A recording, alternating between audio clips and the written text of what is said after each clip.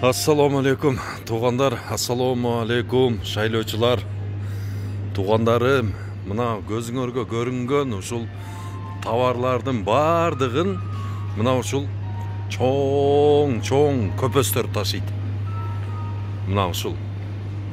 Мына сокторду көрүп атасыздарбы? Мына ушул сокторду биз өзүбүз жасасак болот.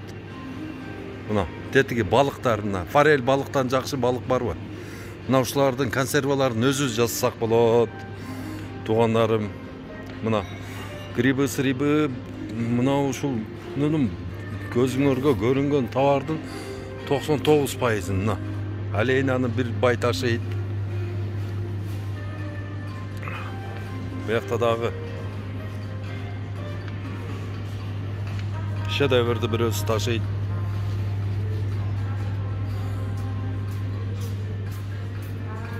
Макарондорду бирөөсү ташыйт. Кола, фанта бизге кереги жок, кыргызга жакпай турган напитоктор. Ушуларды дагы ошо чоңдор алып келип заводун ачып, жерде ошолор менен мамиле кылып, мына Дарь Кубань, Каролина, Золотая семечка, Царь масла, Лучезарный. Ушул майлардын бардыгын биз өзүбүз жасасак болот да. Мына ушул кетчуптар, бизде эмне помидор жокпу?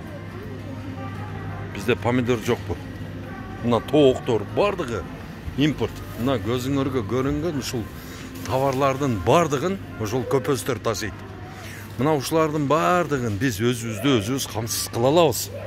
Биз өзүбүз толук камсыз кыла алабыз ушул менен. Мына ушул көзүбүзгө көрүнгөнүн бардыгы жерден чыгат. А бизде 3,5 миллион гектар жерибиз бош жатат. Мына ошол жерлерди иштетиш керек. Мына карагыла. Мына Несквик, Натурелла, нерде дагы өзүбүздүн сгущенкабыз жок. Көрдүңөрбү?